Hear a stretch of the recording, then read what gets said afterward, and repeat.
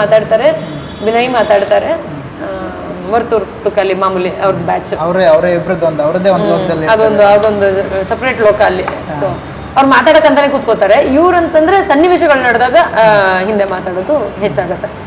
ಇನ್ನೊಂದು ಬೆಂಕಿ ಜೋಡಿ ತುಂಬಾ ಫೇಮಸ್ ಆದ ನಂತರ ಹೊರಗಡೆ ಬಂದಾಗ್ಲೇ ಗೊತ್ತಾಗಿದ್ದು ನನಗೆ ಇದು ಈ ಲೆವೆಲ್ಗೆ ಕಾಣಿಸ್ತಾ ಇದೆ ಅಂತ. ಅಲ್ಲಿ ನಮ್ಗೆ ಅದು ತುಂಬಾ ಸಣ್ಣ ವಿಷಯ, ತುಂಬಾ ಕ್ಯೂಟ್ ಆಗಿತ್ತು ನೋಡೋರು ಆ ತರದಲ್ಲಿ ಇದ್ದಿತ್ತು. ಅದೇ ಅಂದ್ರೆ ತೀರಾ ಸಣ್ಣ ವಿಷಯ, ಎಲ್ಲ ಒಂದು 5 minutes ಅಲ್ಲಿ ನಡೆದಿರುತ್ತೆ, ಇಡೀ 24 hours ಅಲ್ಲಿ.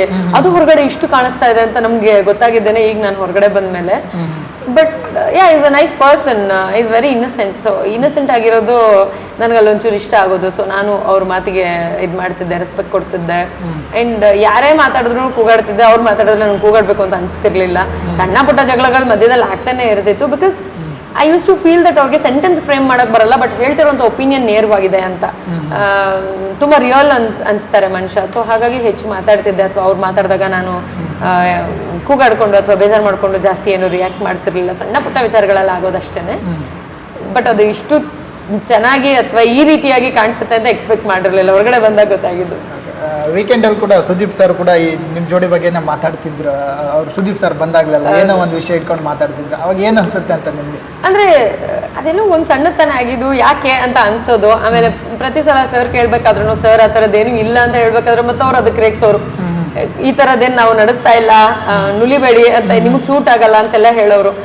ಅಂದ್ರೆ ಸಡನ್ ಆಗಿ ಆ ರೀತಿ ಏನೋ ಒಂದು ಎಕ್ಸ್ಪ್ರೆಷನ್ ಬಂದಾಗ ಅದನ್ನ ಹೆಂಗ್ ತಗೋಬೇಕು ಅಂತ ಗೊತ್ತಾಗಲ್ಲ. ನಾವು ಹೊರಗಡೆಯಿಂದ ನೋಡಿರಲ್ವಲ್ಲ. ಸೊ ಅಲ್ಲೇನ್ ನಡೀತಿದೆ, ಇವ್ರು ರೇಗಿಸ್ತಿದಾರೆ ಅಂತ ಅವರು ರೇಗಿಸ್ತಿದಾರೆ ಅಂದ್ಕೊಂಡು ನಾವು ಸಾಧ್ಯ ಆದಷ್ಟು ಲೈಟ್ ಆಗಿ ತಗೊಳ್ತಿದ್ವಿ. ಬಟ್ ಹೊರಗಡೆ ಬಂದು ನೋಡಿದಾಗಲೇ ಗೊತ್ತಾಗಿದ್ದು ಆ ರೀತಿಯಾಗಿ ಕಾಣಿಸ್ತಿದೆ ಅಥವಾ ಹೆಚ್ಚಾಗಿ ಕಾಣಿಸ್ತಿದೆ ಅಂತ.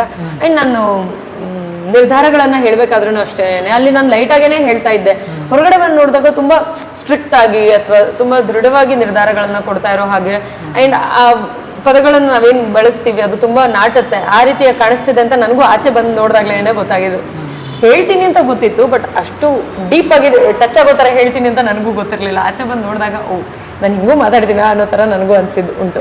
ನೀವು ಕಾಲ್ಗೇಟ್ ಆಗಿ ಹೊರಗಡೆ ಬಂದಾಗ ಕೂಡ ಅವರು ಬೆಂಕಿಗೆ ಏನಾಯ್ತೇನೋ ಏನೋ ಎಲ್ಲ ನನ್ನಿಂದ ಆಗಿದ್ದೇನೋ ಆ ಥರ ತುಂಬಾ ಇದು ಮಾಡ್ತಾ ಇದ್ರು ಬಿಗ್ ಬಾಸ್ ಮನೆಯಲ್ಲಿ. ನಿಮ್ ಗಮನಕ್ಕೆ ಬಂದಿರುತ್ತೆ ಅದು? ಹೌದು. ಅಂದ್ರೆ ಅದು ಬಂದ ತಕ್ಷಣ ಅವರೊಂದು ಎಕ್ಸ್ಪ್ರೆಷನ್ ಅಷ್ಟೇನೆ, ಸಮಾಧಾನದೊಂದು ಫೀಲು. ಅದ್ರ ಜೊತೆಗೆ ನನ್ನಿಂದ ಆಗೋಯ್ತಲ್ಲ ಅನ್ನೋ ಒಂದು ಪಶ್ಚಾತ್ತಾಪ ಪಾಪ ಅವರಲ್ಲಿತ್ತು.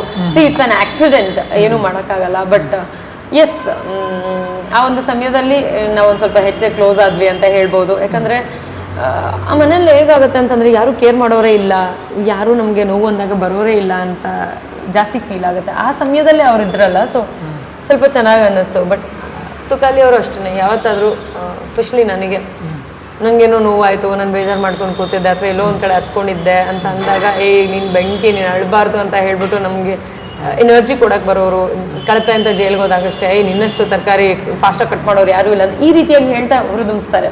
ಸೊ ಒಂದು ಪಾಸಿಟಿವಿಟಿನ ಸ್ಪ್ರೆಡ್ ಮಾಡೋದಕ್ಕೆ ಟ್ರೈ ಮಾಡ್ತಾರೆ. ಅವ್ರು ಮಾತಾಡ್ತಾರೆ, ಹೌದು ಅವ್ರ ಝೋನ್ ಅದು, ಅದನ್ನೇನು ಮಾಡೋಕ್ಕಾಗಲ್ಲ. ನಾನು ಹೇಳ್ತೀನಲ್ಲ, ಪ್ರತಿಯೊಬ್ಬರು ಮಾತಾಡ್ತಾರೆ, ಒಬ್ಬೊಬ್ರು ಮಾತಾಡೋ ರೀತಿ ಬೇರೆ ಬೇರೆ ಥರ ಇರುತ್ತೆ ಅಷ್ಟೇನೆ.